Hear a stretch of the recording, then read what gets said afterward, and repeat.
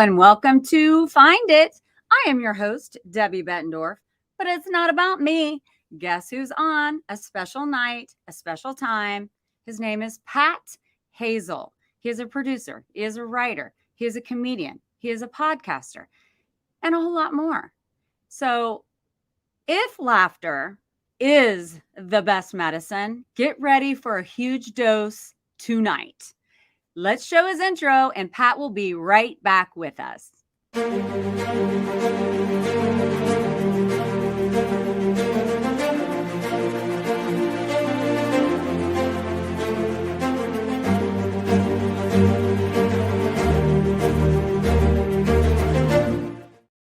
Hey, Pat, thank you so much for being here. Thank you for the big Batman trailer opening there.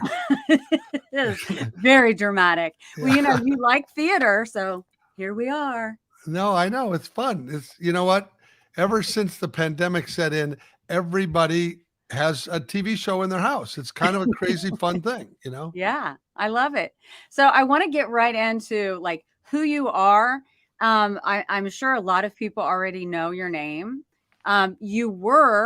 Showtime dubbed you the top 5 funniest men in America. So anybody who knows comedy probably knows you. So, yeah. So I just feel super grateful for you to be here with us and our listeners and our future listeners, because this is going to be on replay forever. Good. Well, it's fun. It's fun anyway. It's always fun to chat it up with people. And, that funniest person in America thing for Showtime, it turned out the winner was Ellen DeGeneres. She was in the top 5 with me. And that was prior to her television show and all that. So, oh, wow. Yeah. That's amazing.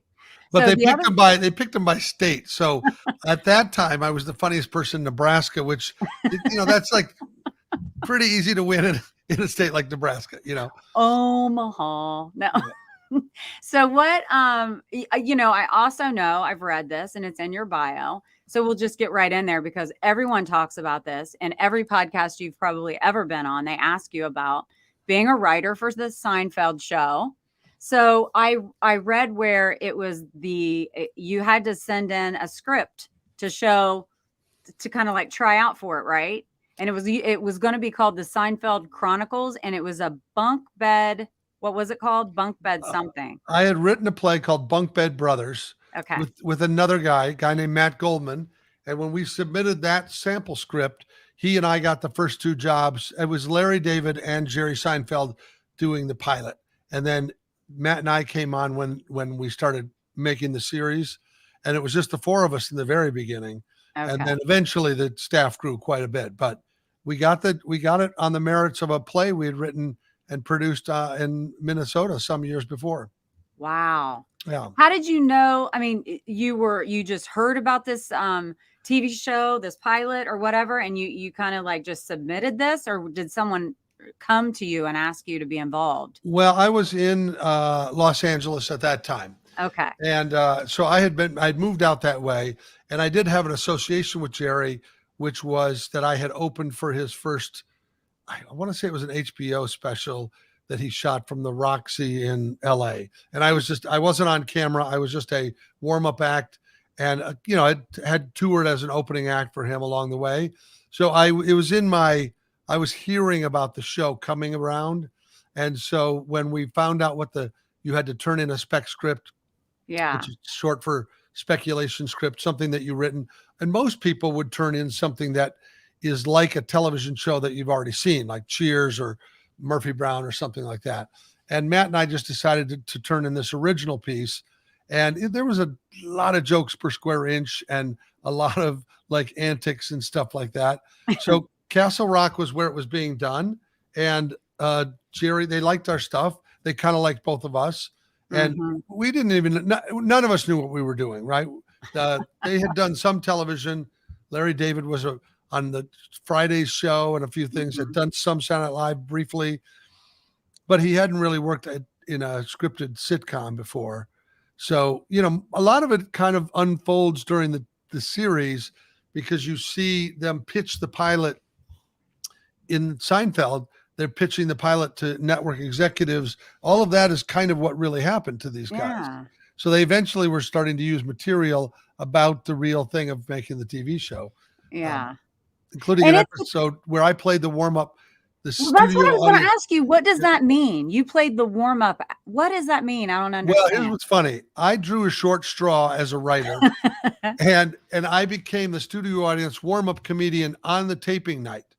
So what that means is between scenes, when they're removing the cameras and stuff, somebody's talking to the audience, tell them what's happening, Oh, that okay. kind of thing. But you Okay. got to kill time, and then when they ring the bell and go, "We're ready to shoot," you got to shut up, right? Like, and it's very, very difficult. It's not really a performance. It's kind of just a, like hosting a tram at Disneyland.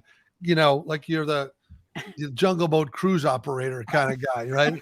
You left, you see the rhinos, or whatever. Yeah.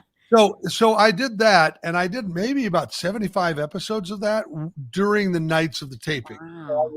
I was writing in the daytime, and then it would come tape time, and I would just put on a jacket and go out and talk to the audience. But on one episode, the script got sent to me, and it said they needed a warm-up comedian. So that episode, I got to play the part of Pat Hazell, the warm-up comedian, and have a few lines. It's a nothing, thing. But it's interesting. But then during this time, you were still writing for Seinfeld. I think by the time that was happening, I was no longer writing. I was writing other things, but I would come in one day a week. I continued to do the warm up for quite a bit. And it was kind of fun because seeing television made can be kind of cumbersome, like it's not 30 minutes like television. It's 3 or 4 hours to get the 30 minutes. So if you don't know what you're getting into, it can be clunky, but to be the first one to see it, right? To see it happening and see the laughs. I've always been kind of intrigued by theater. So watching them get the laughs is much more fun than hearing a soundtrack on television to me. So I typically didn't really watch the show on TV because I had seen every show during the making of. Yeah. That's incredible. So you did that for how many years? Seinfeld was on for 9 years, right? Or Yeah, I didn't do it the whole time. I for sure did a lot of the first 3 years. And then occasionally I would pick one up. But and at that time, because I was the studio audience warm-up comedian for Seinfeld, I would get calls to go, to do something on Gary Shandling or Ellen or, other people needed warm-ups. So I would do, and I got to say, it's not in show business. It paid well, but you're not really in the business. You're on the other side of the rail with the audience. Mm-hmm. So once I wrote this show called American Pie for NBC. And once I had moved to the other side of the rail as a producer, I said, I'm never going back. I'm never going to be the warm-up anymore. Like I hired my own warm-up for my show and stuff because I felt like that was graduation day. You have graduated to your own show. Yeah. Getting over the rail was like getting over the wall in prison. Like once you see freedom, you don't go back. That's so funny. So what about the Wonder Years? The Wonder Bread years. Right. The Wonder Bread years was a one-man show that I wrote. It was kind of a nostalgic flashback of our sense of wonder, where we lost it and how we get it back. Oh. I found that I was writing a lot of retrospective material. Like when I made Tonight Show appearances, the stuff people really liked was me talking about my worst Halloween costume, sitting at the kids' table at Thanksgiving, riding in the back of the Country Squire wagon, family road trips, any of that kind of stuff. And it was the thing that I found the recipe for me was the common denominator with the audience. So it didn't really matter if you were, 35 or 55. Mm-hmm. There was a time you were 5. By taking everybody back in the timeline. That makes sense. So it was really interesting that material became the sweet spot. So when I needed to name that show, I was kind of making a nod to the Wonder Years with the Wonder Bread years. But Wonder Bread had these commercials that always said these were your growing years, right? Yeah. And so that was when they, had strong bodies so many ways, 8 ways, 12 ways, whatever. It changed from era to era. But this was white bread they were selling us. So now, I mean, white bread and growing in a lot of ways. When you eat it, you grow. And it also, for some reason, it was a miracle breakthrough because it didn't really mold as fast that whatever they were shooting into Wonder Bread, you know what I mean? Exactly. Yeah. It stayed good for a long time. Yeah. But I It's did the grow Wonder up. Years. Wonder what's in Wonder. Yeah. it. But there was a Well, lot of grilled cheese sandwiches and tomato soup and whatever growing up. So I kind of like that. I like the yeah, notion of it. And that's also, really smart. yeah. Smart. That's a smart title for it. I just saw my friend wrote that it did not go live on Facebook. That's really strange. Sorry, it's Sorry. not showing live on Facebook, but I made it here. She's on YouTube. So, Okay. interesting. That's That no Facebook, bueno. that nobody's on that anyway. Yeah, only everyone. Right. Well, at a certain age, I would guess that Right. younger people are somewhere else, you know. That's true. That's very true. But yeah, I was going to ask you about your flavor of comedy because I think you're hysterical and you're not vulgar with it. You know, Right. and it's not like I won't watch comedy. I think I like all genres, so to speak, of comedy. But when I watch yours, any age could probably watch it safely and get a big chuckle out of it. But you kind of answered the question because I was going to ask you why you gravitated toward that style of comedy, which is more what would you type what is your type of comedy? How do Well, you here's what's interesting. I very specifically wanted to do the Tonight Show. That was a goal. I love Johnny Carson. That was like the king of late night. So I knew there were broadcast standards, and I always liked to write stuff that would end up on the show. So I did it a few different times, but I always thought, well, that's the boundaries then. Why cross the line and then have to change my jokes when I go on television? Because people sometimes have to change the words or dumb it down or Yeah, whatever. gotcha. So that was the initial thing. But then also I discovered that there's some pride involved. So when you write routines or you write jokes, they're kind of like your kids. You don't want them going out in the world and doing bad things, right? So I like stuff that would resonate with people and that they could share with others. And, if it was a message driven joke, then that people could tell each other instead of behind closed doors. Now, I'm not a prude myself about the comedy that I Sure. watch, but it's gotten pretty racy. Like, I mean, it Yeah. gets, there's a overly sassy style of confessional comedy now. And I'm kind of, it's exhausting if I have to follow somebody that's telling me about their exploits from the night before and something. Yeah. And I'm like, I don't understand the point of this. It's Yeah. not funny. You know what I mean? But I think Yeah. the shock value, you're not going to stop that because it's kind of a competitive thing. Yeah. But there's some great clean comics, and none of them would love to be called clean comics. They just want to be funny comics. But Nate Bargatze, Brian Regan, Jim Gaffigan, these guys are killing it out there. They're really families are really responding to their material. That's amazing. Well, who was your inspiration as far as a comic as you were growing up? Well, I think there were several people, but I always point to Johnny Carson because he was very good at everything. He Uh-huh. was great at the monologue. He was great at the desk. He was great in a sketch. He'd take a common person on the show that, had potato chips shaped like president's heads or Yeah. whatever dumb thing, chickens that Mhm. they dressed up, and he could somehow make them the star. And I always liked that part of it, like the Yeah. lifting up part. And it is something I would say in my podcast I try to do, which is I try to amplify the voice of the guest. I try to be sure that we're telling their story and getting more info on, how they do it, what they do, what's their creative process. And to me, that's the most interesting part of having a conversation is to be curious. Yeah, definitely. And everyone watching, you can see behind him, the name of his podcast is Creativity in Captivity with Pat Hazell. You can find him and subscribe to his channel and watch his podcast. If you can find it, you can find him there. But I want to go back to, in your bio, it said that you were a regular. Is that what it was on The Tonight Show? Yeah, I think they refer to that, a regular or a veteran. I did 7 appearances as a stand-up Wow. comic. And so typically that meant that you came out and did a monologue, and then you would occasionally go to the desk and talk afterwards. And, it was a really cool thing to do whenever you could do it, because usually you could use it to promote a new show or wherever you were touring or that kind of a thing. So, Yeah. I had material that hit the seasons really well, so when Christmas would come around, I would have jokes about nativity scenes and gift wrap and all of that kind of stuff. So I got invites at times of the year where it would be all about, October, and I would have, every Halloween candy. I'd make a joke about it, right? What was your worst Halloween Oh, costume my worst story? costume was the year that I was Colonel Sanders.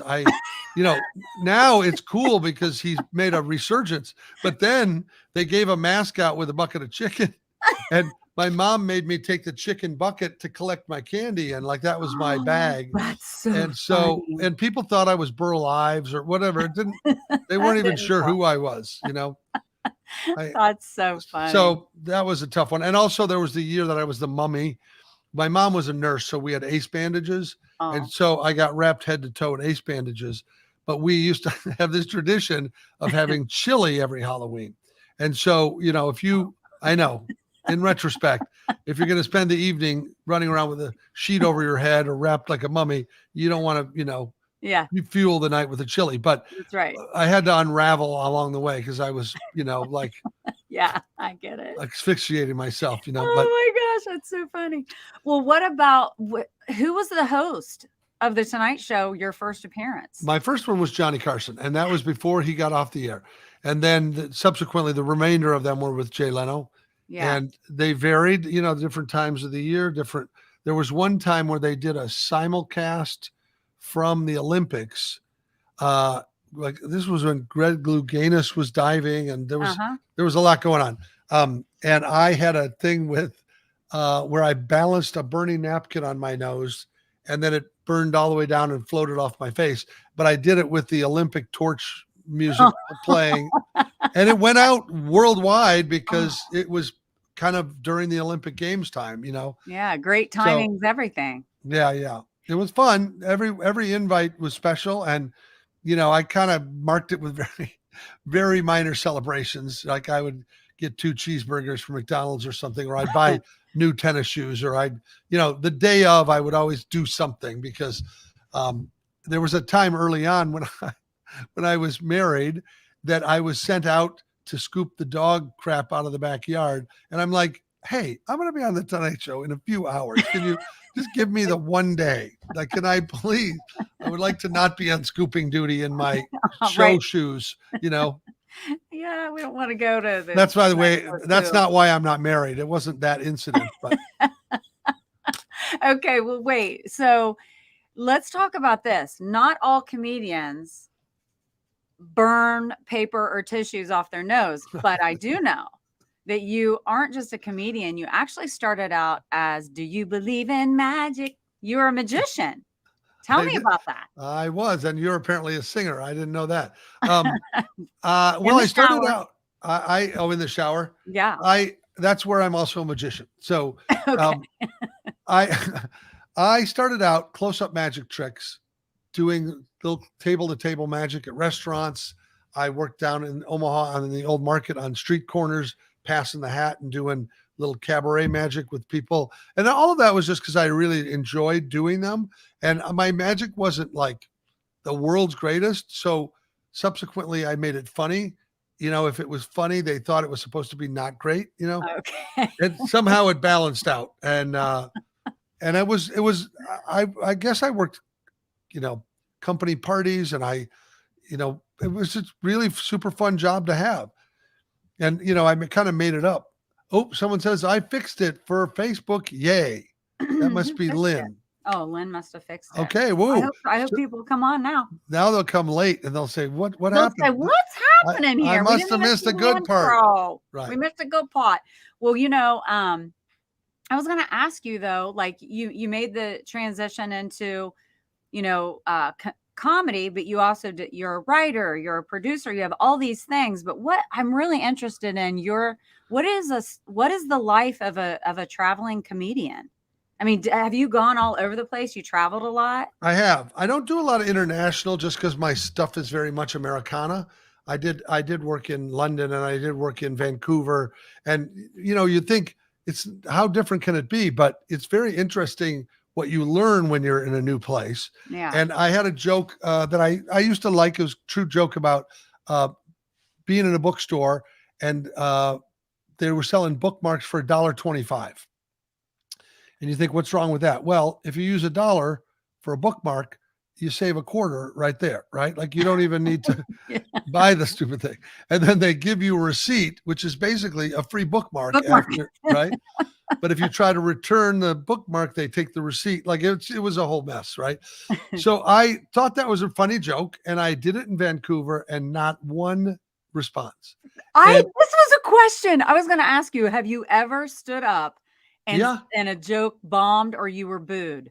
Well, I wasn't booed, but here's what I discovered.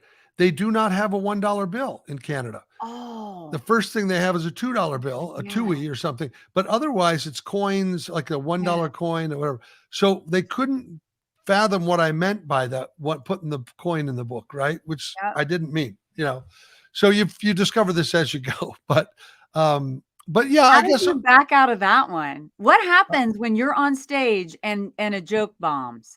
I don't know. I come from the school, own it, like, play it like it lies, right? So if I used to have recovery jokes, I wrote these little things. If something went south, I would say, well, you're looking at me like I'm the last pick in gym class. Like just say something about them, And that usually would get you out of a pickle, and then you'd go on to the next thing. But I just think kind of you just surfing a wave, and you're just looking for the next wave to get into and take the audience. And it's a very dynamic relationship, because it's not a monologue. That's the mistake people think. They call it a monologue because one guy's talking, but it's a dialogue with the audience. And when they laugh, they're sharing their side of the dialogue. And then you're saying, oh, they get it. I'll give them a little bit more. Right. In each case, you're kind of riding that wave. The laugh comes in, and you got to know when to crest it to get to the next wave. Right. Okay. Let's give our audience a look at an example of what you mean by that. Len? One of the greatest fears you're going to have in your lifetime is that you're going to become your parents. It happens to different people at different times of their lives. It's usually some loving eccentricity, doesn't bother anybody else, but to you, it's kryptonite. If you inherit this mutant family gene, it is over for you. With my parents, it's the fact that when they tell a story, there are thousands of details, and there is no information. My mom will go, what was the name of that show we went to the other night? We went with the Irish couple. What are their names? They've got the 3 daughters. The middle one's the one with the red hair. She goes to KU or K-State, and she graduated and got a job at one of those Texas Instrument type companies that make that calculator that you took to the SATs. Did you drive or did you carpool? What are you talking about? You know what your mother's talking about? That movie with the actress in it. I mean, I belly laughed watching that today, and I was calling Len. I'm like, Len, can you clip that and put it on? Because that's hilarious. That's your humor. That you take like normal things that happen in a family, and it is funny, but you don't realize it's funny until you go up there and do that. And the crowd was laughing, like dying laughing. Well, they relate, right? So the most, to me, the truth stuff is the best, and the identifiable stuff.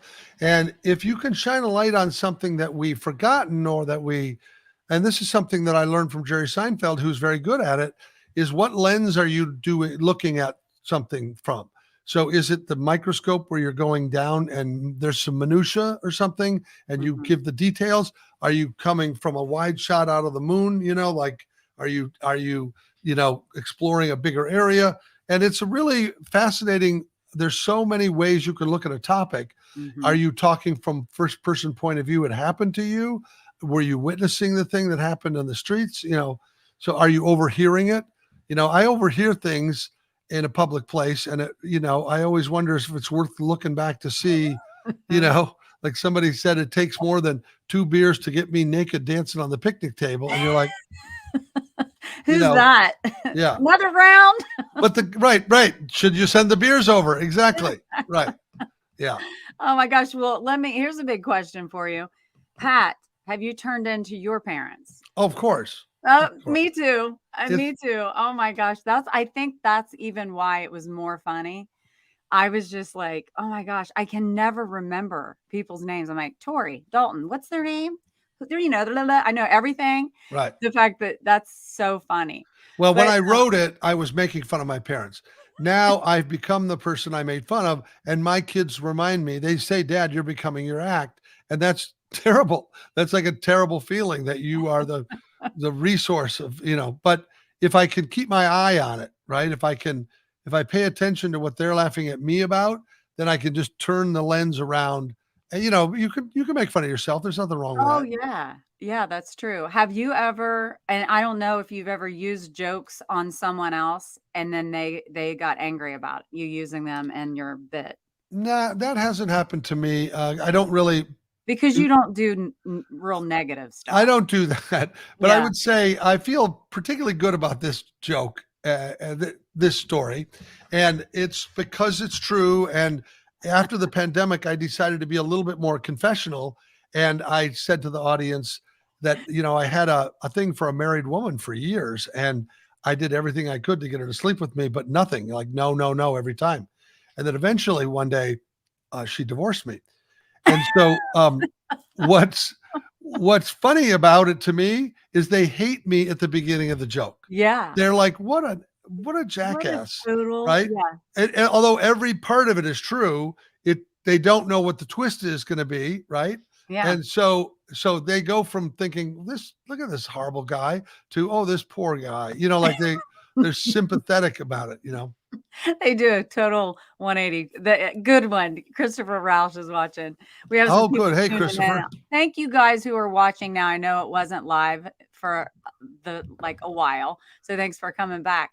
Pat, have you ever I know you have had so many performances over the years, but is there one in particular that's so memorable for you that you just loved? Or maybe one that you didn't that's most memorable? Well, there's so many great fun performances, and when you just get in the zone, Yeah. it's amazing, right? The whole night is great. Yeah. And that's kind of a flow state. You don't really know when it's coming or not coming, but sometimes for some reason the audience just gets every Everything. little detail. And then often in my shows, in the Wonder Bread years and so forth, there's kind of a thing that opens up where I'm talking to the audience about what they had for show and tell or whatever, and cool, funny, dumb things come out that are funnier than my act. And you think, I don't know. I had one time in a Q&A, we have a thing in a show called My Funny Valentine where we let the audience write anything down on a index card, anonymous questions that we'll answer from the stage about romance, love, marriage, whatever. And I got this card that said, can you tell me how to get my wife to do the dishes naked? And the answer was to put on some soft music, light some candles, and draw a warm bath. When she lowers into the tub, you throw the dishes in, right? And subsequently she's doing the dishes. But it was an ad lib, and it was funny, and kind of came off the cuff. And you think, I don't even know where that joke came from. Like it just sort of like comes out of the ether as you begin to start to answer the question. You're formulating a punchline at the same time. That is impressive. And Steve Rizzo. I watched you on Ken Walls with Steve Rizzo. Steve's hilarious. He's hilarious, but I've told him I standing on stage telling jokes and trying to get that's terrifying to me. The thought of doing that, like I love to joke around in a group of friends and like we're having fun and whatever. To be able to do what you guys do, I think it's terrifying. I really do. I mean, to be up there giving it your all and then maybe it not go off like you thought it was going to, that'd be frightening. Well, I don't think it's so bad. Like, I don't think the better you get at it, the more the stage time is absolute pleasure, right? You might drive yourself crazy before you go on or wonder if something's going to do it, but it's a whole different thing when there's momentum and you get started. If the audience comes for the ride, they want you to take them on a good ride. It's, it's Yeah. exciting. They Yeah. don't want you to not succeed, Mhm. and so if you're desperate or you're, you know, timing is off or you speed up or you're going to eat it because they want somebody driving the bus that's not going to crash the bus, right? So you have to have a certain amount of confidence, even if the story might be new or you don't know where it's going, you still have a story to tell. It's very, Yeah. That's true. Do comedians ever have anyone that they know purposely in the audience to help it out ever or no? I'm not too often, once in a while, if somebody wants to have a closing moment or a question that might get a big punchline. But I'm not a fan of that. I feel Yeah, like if you're good enough, then it's worth the risk to just chat with the audience or not. That's right. Well, yeah. everything that I've watched of you, I've never I've never seen you actually ask a question of an audience member, but did you do that?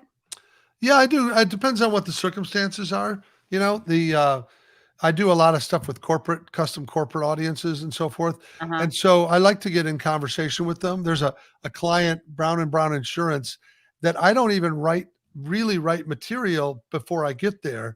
I pay attention to what they're doing and Mhm. I walk into the hotel and I observe the hotel and the environment and the room and the way to the showroom. And I'll maybe pass an activity center where I say, hey, what did they do last night? Oh, well, these people went to the spa, these people went skeet shooting, these guys golfed. And I just take all that information in and I go, where are my golfers? Or whatever. And I'm able to sort of make a custom monologue for them. And I don't know how many years I've been doing it for them, but what's really funny is when they don't know me and I'm filtering in through the Uh-huh. lobby with them, and I'm even on the flight in, I'll be Mhm. riding with some of these people and I'll hear them talking about the office and I'll go, well, let me tell you what's happening in the St. Petersburg office. And they're like, where's he getting the information? Right. So, I mean, I don't necessarily have a script 24 hours in advance, but the night before I begin to write on those topics. And then I say, okay, let me go look at the spa menu. I bet you some people did a sea salt massage into something. So I'll make jokes about that. That's so cool. Have you learned this from someone else, or this is just your own technique? I mean, to be prepared. I mean, I Well, yeah, it's my own technique, but I think a lot of comics are, if you're really smart, you're customizing or personalizing is probably a better way to say it with the audience that's there. So I'm not going to do car jokes if I'm, there to talk to telecommunications people, right? I yeah. like to try to put it in their kind of vernacular, but I Mhm. also don't know everything on every topic. So one thing I learned from Johnny Carson was to have those naive questions or to make fun of things that kind of, where'd you come up with that, catchphrase, whatever, like you can ask kind of quirky questions Yeah. because you don't work for the company. So you don't get in trouble for that. Yeah, you're not gonna get fired from Yeah. that, right? That's interesting. That's really smart. That's very smart to just, be it's doing your own little investigation, just paying attention, All right. paying attention to your audience. That's really cool. So, what are you doing now at Sweetwood? What is Tell us about Sweetwood. This is Sweetwood Creative, your Right. humor resources department. Yeah. So this is a company that I created that puts the shows into performing arts centers nationally around the country. So my shows, Wonder Bread Years, Permanent Record, A Kodachrome Christmas, all of these shows might end up in a subscription series or be playing in your town or nearby town. Could be one night, could be several nights. There was a time Wow. at the peak of the success of Wonder Bread Years where it was running in multiple cities and it stayed in Minneapolis for 13 months in one theater. It stayed in Oh, Pittsburgh for a period of time. It ran in Wisconsin for long stretches. And I'm not always in those shows. I develop them, direct them, produce them, and then hire a local piece of talent to stay in the show. oh, And wow. it's kind of it's not really a franchise, but it's essentially licensing the performance for the period of time, and then that we make a little bit of money on the, and I would just say that if you create a piece of content that's universal, then the Mhm. storyteller can be changed out. With those particular ones, I would customize. I would interview the actor and I would put their family pictures in instead of mine. So the storyteller is also being seen as a kid in the pictures and that sort of thing. Oh, that's neat. Yeah. put this back up on the screen. But Eric Bam said, Pat, are there little things you do to give yourself another split second to think and process? I see guys repeat a question back. Is that on purpose? Oh, Thanks, I would Bam. say, yeah, that is for some people that is on purpose, and some people are just processing it. Um, One of the things is that if you're pretty honest Mm-hmm. with the audience in conversation, sometimes asking an additional question about what they do or where they came from gives you time to think, but it also gives you another piece of information. Mm-hmm. And I really enjoy that. I think the audience enjoys it because you don't have to use it then. You can be talking to two people later and a Yeah. person could say something. You go, oh, you need a haircut? I know a woman that cuts hair. And I mean, that seems like a miracle, but it's not. It's just being able to facilitate those Mm-hmm. conversational skills and retain information. And, you sometimes you can get a roll on one person or a couple people. Mm-hmm. And that is magical, I think, to be able to manage that, which Mm-hmm. some comics are really, really good at. Yeah. Christopher Rausch has talk about perspective on comedians and cancel culture. Yeah. Well, there's a lot of awkward topics nowadays, and there's a lot Mm-hmm. of areas that are sensitive. So I personally, try really hard to avoid it. And I don't avoid it because I'm afraid of it. I just don't feel like if I'm educated, if I know this area is problematic, why would I step out there and take a shot at it? Like that to me is disrespectful in Mm-hmm. some ways. But also the sensitivity is so high, you don't know who you could be offending with even the smallest thing, right? Mm-hmm. There's a lot of True. biases and a lot of kind of information we're taught growing up that may or may not mean anything.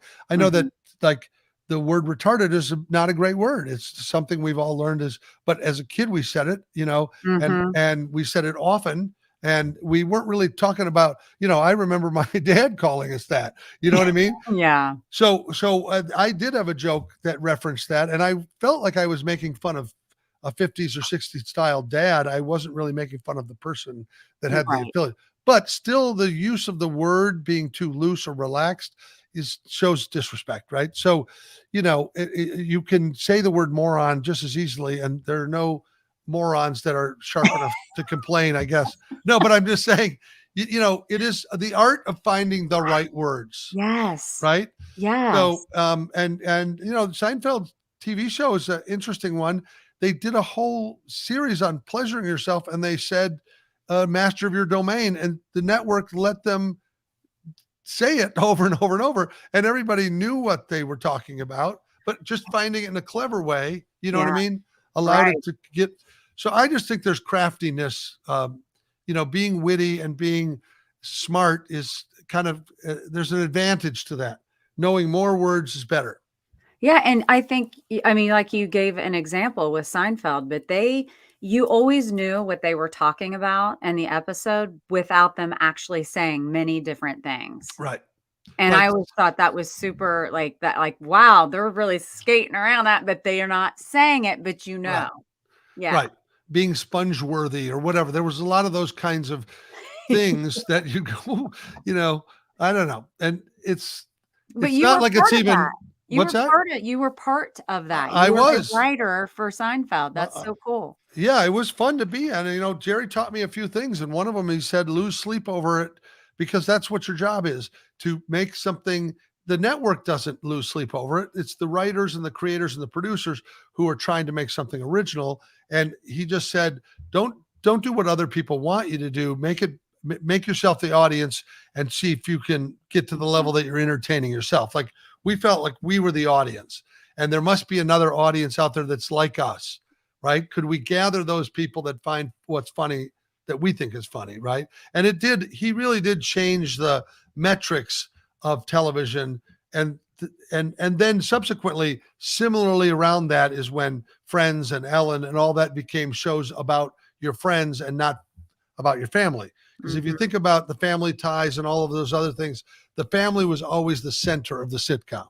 And mhm. then this one was that the friends were, and occasionally the parents would satellite around or something like that. That's right. Len put Walter Walter McKinley said, "Great perspective, Pat. A lot of people struggle to be funny because they're trying to shock you instead of finding balance found in the nuance of true comedy. When done right, it's hilarious." Yeah.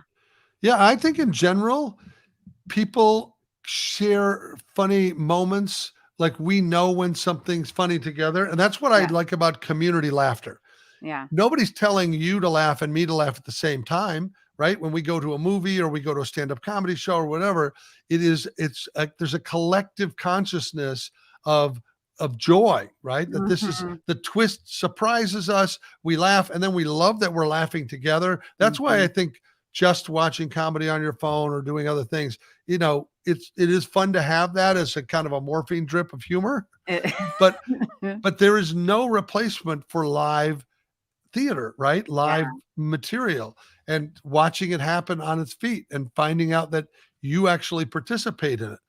You're informing other people what you think is funny. Yeah. So there's I guess I'm always living in a state of anticipation for something interesting and fun to happen. And Yeah. so I don't mind guiding that. Some of it's instinctual, like you don't want it to be boring or whatever. But I think the other thing is that, just surprising people is really fun. Yeah. Well, do you still love to do comedy, or do you like writing and producing more now? There's nothing better than doing it. Yeah. Because it's the adrenaline and the endorphins and whatever. There's no ego really or vanity in the laugh being the guide to the laughter, right? It's the idea that you're facilitating a change in everybody's chemistry. Mm-hmm. That's super cool fun, right? Because we come in from our job and we look at our stock dropping and we think about this terrible thing, whatever, and Yeah. we go somewhere and then it's escapism. Get that release. It's a big release, right? Yeah. So it's fun to do that. Oh, goodness. What do you think about Jordan Peele's statement about the thin line between comedy and horror? I don't know I'm not familiar with the exact line, but I think I'm gathering that there's a moment in that where shock and humor share the same kind of release, right? Yes. Yeah, you know what I mean? Like I'm not saying that they do the same thing to us, but I think that that's probably what Jordan meant by that, Yeah. which and he really is a master of the horror part of just the very simplest things seeming creepy. Yeah, You that's not know, my style. so Are you and Jerry Seinfeld's style of humor sort of similar, or no? yeah, somewhat. I think Jerry is very much an observational comic, and he can get a lot out of little. Like he really is a craftsman. And I complimented him one time saying that he knows how to he's like riveting a one-man submarine. Like it's completely submersible, it's waterproof. Like the details he puts into one little routine about a Pop Tart or whatever, there's Yeah. no other way to seal that container any tighter. Yeah. Um, and I guess I'm a little bit more relaxed. I've moved into a little more storytelling of stuff, a lot of real true stories and things about my kids and things about dumb things that have happened to me. It's gotten even a little bit more authentic in the newest piece I have, which is called Pat Hazell's Permanent Record. And I don't know if you know what that phrase is, but when you were a kid, they always said this is going to go on your permanent record. And you you were terrified that it was in a file cabinet somewhere, in a Yeah. gulag, and then you were never going to get work or something. Yeah. And I decided to find my permanent record and try to defend the things that I did wrong or the things that I thought might end up in my permanent record. And that meant exploring more real stories, like Yeah. telling people things that aren't so flattering and Yeah. and I found that while it feels like that might be sensitive, everybody relates to the Mhm. vulnerability of having done idiotic things or whatever. Mhm. And they also feel your audience feels like they're getting a little piece of you and feels like they know you more since Yeah, you're giving of it's yourself. yeah, it's also evidence driven. So Yeah. I have pictures and I have my report cards and I have my tardy, letter from the principal that my mom had in a box somewhere, which is Mhm. it was like doing a forensics job on yourself, and the real question becomes, do I even bother to expose this to people? It's already buried and hidden. Do I dig this up? Do I dig it back up? Yeah. Yeah. Ken Wells says, who is this Pat guy? And then, but show the other one. Oh, yeah. Bob Denal, love you. Thanks for being here. What are the components of great comedy? Wow, there's so many components, but I don't know. I find truth to be a big starting place, even if you set up a truthful statement and then you twist it on the end and you surprise people. But I really love the truth in comedy. Yeah. And sometimes you're doing it to expose something else or that kind of a thing. But there's just so many kinds of comedy, slapstick comedy, just there's a crazy amount of things that we laugh at. Yeah. So Ken, I wanted Len to put this one back up. Ken Walls says, there's a couple of rock stars. I saw it once, Ken, but I wanted to see it again. Thank you. That guy, Ken Walls, man, he knows talent when he sees it. There we go. There we go. Thanks, Ken, for your words of wisdom. We agree. Just teasing. I'm glad to share the screen with you, Pat. I wanted to ask you, have you always been funny? Did your parents, when you started getting into comedy, did they be like, oh yeah, that's his calling for sure, he's always been funny? Well, I think I have always been funny, but part of it was competitive. We had 6 kids in my family and people were crying out for attention in any way they could. Aww. So some got it by being great at the piano or being a good artist. And then, when you got nothing left, you go for the sarcasm and the, that kind of thing. So it kind of turned out that way. And also a magic kit when I was, I don't know, 9 or 10 years old, where that was given to me at Christmas. And my uncle showed me how the tricks worked. And then they said, you're going to do a magic show in the living room, like literally with the kit I got a few hours before. It was ridiculous. No pressure. Yeah. So I think what happens is you get unafraid to be in front of people. And then that gives you a little bit more freedom, and also it just doesn't kill you. That's the part when people say, oh, I don't know if I could get up there. I don't know if I could do that. Once it doesn't kill you a few times, you go, oh, okay. What's the worst that can happen? You can fail. Yeah, but it didn't kill you. Right. So, yeah, that's what people say, but did you die? Okay. Yeah. So and sometimes you do die inside, right? Yeah. Like sometimes you're mortified that people walking at the mall are going to see you and go, there's that idiot from last night. I'm sure most of yours have been, because you just said to us that even the jokes that didn't go great, you owned it and you moved on to your backup joke, so wait a minute. Did you have a specific backup joke that you always knew you could go to help yourself out? Not really, but it is interesting. In gymnastics, in the Olympics, you got to stick the dismount and not move. Stick it, right? You got to not move, right? In comedy, you wobble and you might land on one foot and you whatever. All of it is just about how do you correct it and then take the bow, right? Like, yeah, it just doesn't make that much difference how you get there, as long as you can cross the finish line, And it's funny. I started writing a book about a year and a half ago.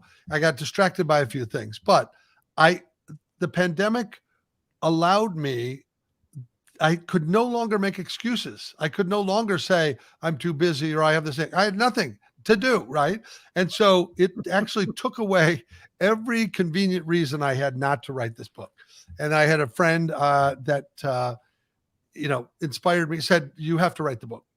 And so I didn't even know what happens to all of us. And I'm sure you can relate to this as you've written and you've done your shows and all that stuff, is sometimes you just have to do a thing to be doing the thing, right? Yeah.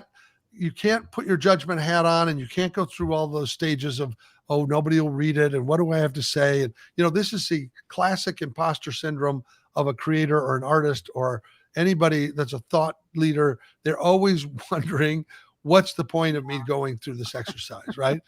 But I decided that one thing that I'm very good at is I'm very good at making projects and then bringing them to life, whether it's a play or whether it's a musical or whether it's whatever. I've just kind of driven to get something to the finish line. Right. So I thought that's something I could share with people, that if they joined me while they're reading the book, if they work on their project alongside me, they will finish when I finish, right? And so right now the book is tentatively called Someday I'm Gonna, right? Which is what people say all the time. All the time. But they're not gonna, right? But someday I'm gonna. And it's the a procrastinator's guide to writing a BOO, right? The word book is not finished, right? Love it. Right. That's awesome. So it ends in boo, right? Yeah. So, but what's interesting about it is the body of the book can be anything I want it to be. Yes. Because it opens with someday I'm gonna write a book. So I've set up a premise. I subsequently show them how I write a book. This is what's going on. Oh, I wondered.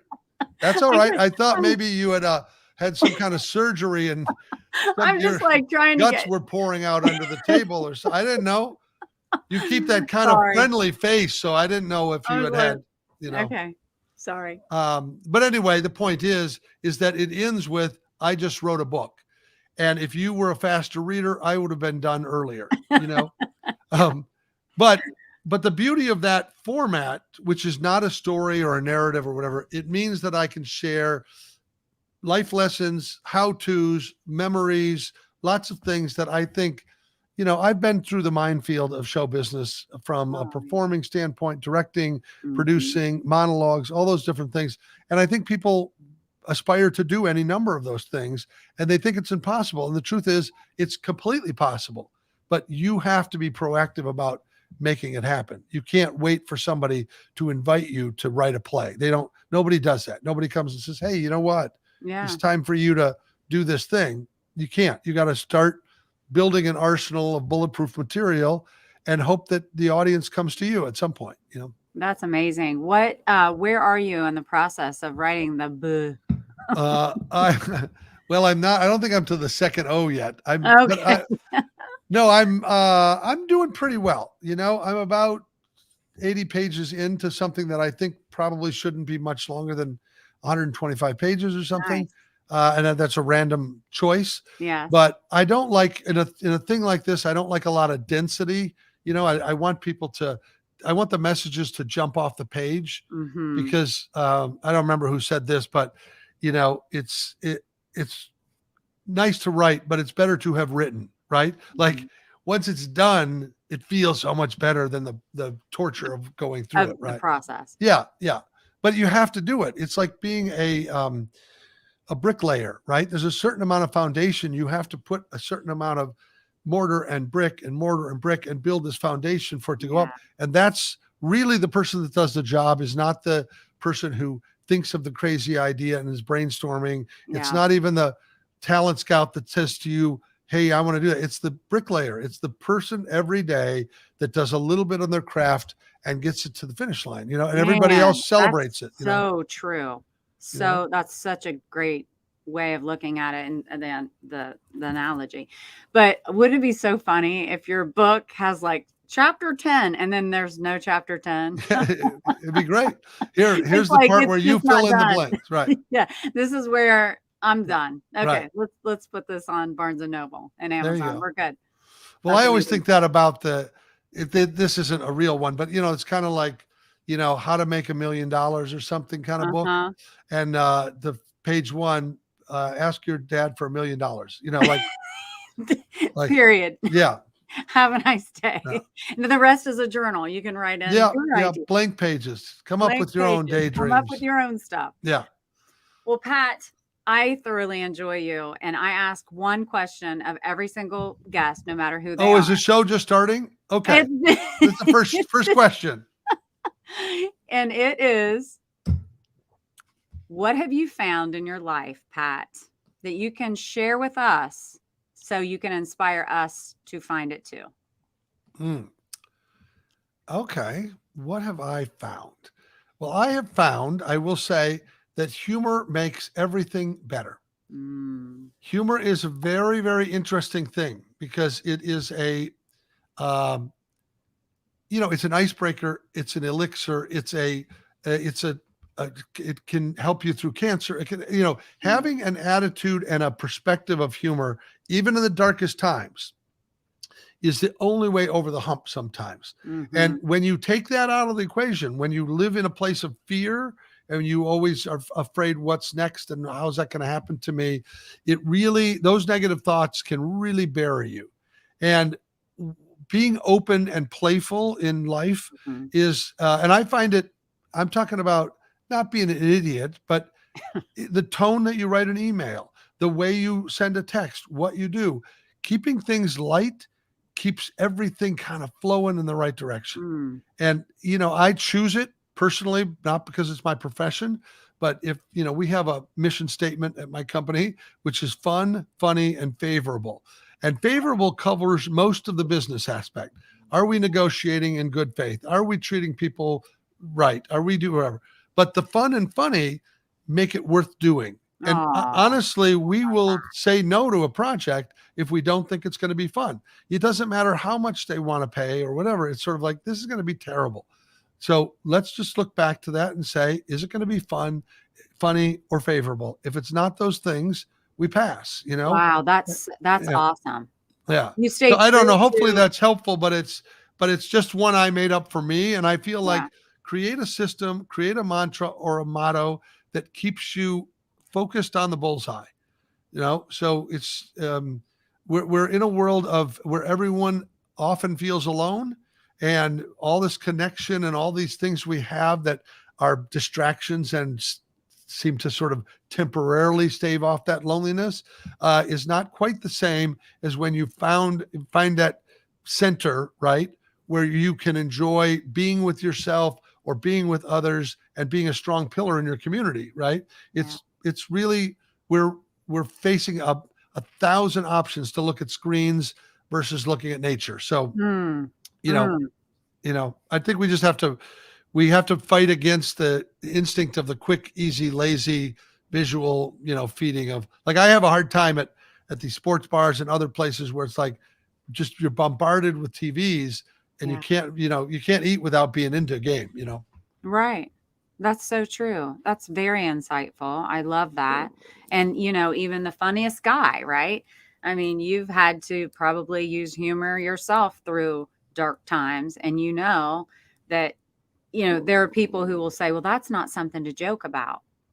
But really, there are You know times what? where you can't wallow in the pain. You know, sometimes you got to laugh your way out of it, right? Yeah. And it's not even that. If you ever saw like Tig Notaro do she had an amazing special about, you know, breast cancer, and it was really, really hard times for her. And God had challenged her. And, Yes. and I'm telling you, it really defined her point of view, because she was fearless and honest all through it. Right. And it wasn't that she was mocking it. She was just trying to stay above water. Yeah. And I think that that's a great lesson. You know, it doesn't mean that you have to be the comedian, but you should try to find places and people that can keep you buoyant, you know? No, nobody wants to be made fun of when they're dealing with grief or whatever, but there are also things that inside a family, when something happens, they can still remember something funny and share it. I don't know exactly what I'm saying here, but I'm saying. No, I do. And to lift the spirits and bring you out of dark places, even if it's just for a second, a minute, right. You know, to reflect on something happy and good or funny. It's and a relief, I believe right? in that too. We have to have relief. And Yeah. it's just, look, there are some people that have chemical depression. They have other things that it's almost impossible to do that. But I'm saying that we don't always have a choice what happens to us, but we do have a choice of how we react to it. And that's the key to surviving is to not let the incident define us. We get to define ourselves, you know? That's right. Can I get an amen? That's good stuff, Pat. I don't know. That's good stuff. Yeah. Well, you guys, we are going to start something new, and we're going to do an after show where we just wrap up for like 5 minutes. So I'm going to show that at some point, but it's not going live. Yes. Sean said amen. And Sean, thank you for letting me know I wasn't live. So we finally got it fixed. So anyway, and when I say we, I mean Lynn in the back. Oh, well, I can be part of it. And a shout out to my friend Boo143 in Denver, Colorado, who just wrote me on a text. So Awesome. I guess could have written here, but Yeah. all right. So are we going to the other secret place? We are. We're going to wrap this the up. after party. We're going to the after party. You didn't think this was a real party, did you, everyone? We're going to the after party. Hey, you know what? I will say this. This is a shameless self-promotion. But the album that you heard, Debbie, the Pat and Mike Live, is available 100% free on Spotify and many platforms. Ooh. Like you can buy it on iTunes if you're an idiot, or on Amazon Music or whatever. But many of the other platforms have the Pat and Mike Live live streaming on Spotify and things. That is cool for sure. So we can watch your. Wait, before we wrap, I need to know: are you going to go anywhere live soon, where we could? I'm going some places. I am. Where's your next place? Is it in 2023? Yeah. No, I have some coming up. In fact, I have paperwork here for the Benson Theater that I'm going to go to Omaha, I think in August. Road trip. So yeah. Woo. Yes. Wait, you're in Ohio? Yeah. Okay. I think I might have something coming up in that area. I guess I'm not looking at my book, so I will. Well, what I'm going to do is I'll make sure I get your live schedule and I'll post it so people can say, hey, and your shows, if they want to watch them online. I would love to come see you in realsies, because like you said, when you're live and it's just like off the cuff and it's just you're with the energy of everyone else in the room, it's invigorating, and I love that stuff. So I would love to come and see you.